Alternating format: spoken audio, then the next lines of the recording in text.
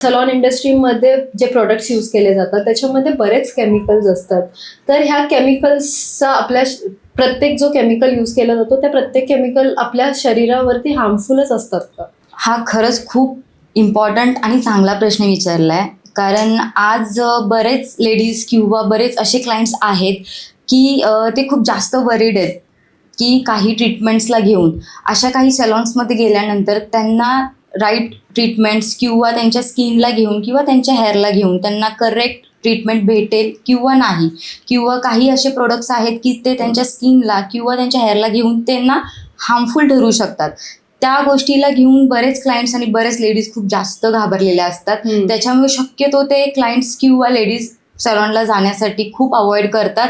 का तर सलॉनला गेल्यानंतर त्यांना घेऊन त्यांच्या स्किनला घेऊन किंवा त्यांच्या हेअरला घेऊन ट्रीटमेंट सलॉनमध्ये व्यवस्थित होईल की नाही याची भीती त्यांना असते. पण मग केमिकल्स कोणते कोणते वापरले जातात त्याच्याबद्दल काही सांगू शकतो? जर आपण हेअर कलर बघायला गेलो. जर आपण हेअर कलरच्या रिलेटेड बोलायला गेलो तर काही क्लायंट्सला हेअर कलर करायचा असतो, तर काही मात्रामध्ये त्या हेअर कलरमध्ये अमोनिया नावाचा एक केमिकल असतो, जे की तो असणं सुद्धा खूप इम्पॉर्टंट आहे. जर त्या हेअर कलरमध्ये अमोनिया नावाचा हा केमिकल नसेल ना तर तो प्रोडक्ट क्लायंट्सच्या हेअरवरती कामच नाही करणार आहे. तर मला हेच सांगायचंय क्लायंट्सला की असे काही केमिकल्स आहेत ते त्या प्रोडक्ट्समध्ये असणं सुद्धा खूप इम्पॉर्टंट आहे, जेणेकरून ते प्रोडक्ट्स त्यांच्या हेअरवरती काम करणार आहे. तसंच आपण स्किनच्या रिलेटेड बघायला गेलो तर आपण बऱ्याच असं क्लायंटला भीती वाटते की अशा काही प्रोडक्ट्समध्ये काही केमिकल्स असतात जे की त्यांच्या स्किनला हार्मफुल असतात, पण असं काहीच नाहीये. तसं बघायला गेलं तर आपण ॲलोवेरा जेल यूज करतो, रोज वॉटर यूज करतो, ते तर विदाऊट केमिकल बनलेले नाहीयेत,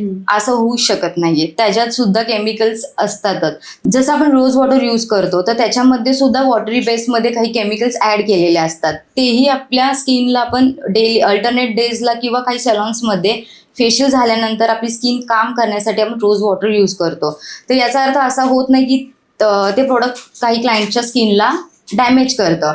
तर असे काही बेसिक्स केमिकल्स आहेत ते काही प्रोडक्ट्समध्ये असणं सुद्धा फार गरजेचं आहे.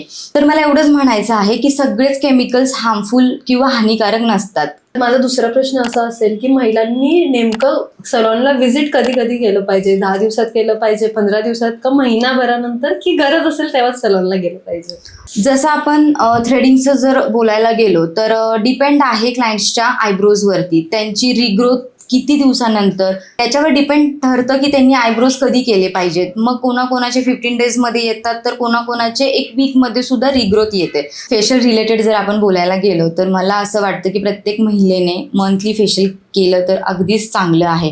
का केलं तर चांगलं आहे? का तर त्यांचा जो डेली रुटीनमधला जो टायर्डनेस आहे, थकवापणा आहे, तो त्याच्यामध्ये पूर्णपणे निघून जाईल आणि त्यातून त्यांना आणि रिफ्रेशिंग वाटेल. त्याच्यामुळे त्यांनी मंथली फेशियल केलं तर हे अगदी उत्तम आहे. कारण की बऱ्याच लेडीज मंथली म्हणजे मंथ टू मंथ नाही करत, स्किप करतात. या मंथमध्ये गेलं तर ते डायरेक्ट सेकंड मंथमध्ये करतात, मग त्याचं कंटिन्युटी राहत नाही. तर मला प्रत्येक महिलांना ना एवढंच सांगायचंय की त्यांनी मंथली फेशियल का केलं पाहिजे आणि ते काय गरजेचं आहे. बऱ्याच महिला काय करतात, या महिन्यात फेशियल केलं तर नेक्स्ट मंथ ते स्किप करतात, जेणेकरून जे त्यांनी लास्ट मंथमध्ये ज्या गोष्टी केलेल्या असतात, जसं की फेशियल केलेलं असतं ज्याच्यामुळे त्यांच्या स्किनवरती ग्लो आलेला असतो, त्यांची बॉडी रिलॅक्स झालेली असती, ती सेम मेंटेन राहत नाही दर महिन्याला जर त्यांनी फेशियल केलं नाही तर. म्हणून मला त्यांना हेच सांगायचं की ती कंटिन्युटी तुम्ही मेंटेन करा, जेणेकरून तुमचा ग्लो सुद्धा मेंटेन राहील, दर महिन्याला तुमचं बॉडी रिलॅक्स झोनमध्ये जाईल. हे केल्यामुळे महिलांचा कॉन्फिडन्स सुद्धा बूस्ट होऊ शकतो. त्याच्यामुळे त्यांनी मंथली फेशियल करणं हे खूप अत्यंत गरजेचं आहे. तसंच आपण जर हेअरच्या रिलेटेड बोलायला गेलो तर क्लायंट्सला हा एक ऑप्शन्स असतो की हेअर स्पा केल्यामुळे काय होतं तर नेमकं ते त्यांच्या डेली रुटीन्समध्ये ते काही ना काहीतरी सिरम्स लावतात किंवा काही केमिकल्स यूज करतात किंवा कधी कधी कोण आयनिंग करतं, स्ट्रेटनिंग करतं. तर ते केल्याच्या नंतर ते हे विसरून जातात की एक हीट प्रोटेक्शन्स म्हणून एक जो की स्प्रे येतो ते न यूज करता डिरेक्टली मशीन्स अप्लाय करतात हेअरवरती. त्याच्यामुळे त्यांचे हेअर डॅमेज झालेले असतात.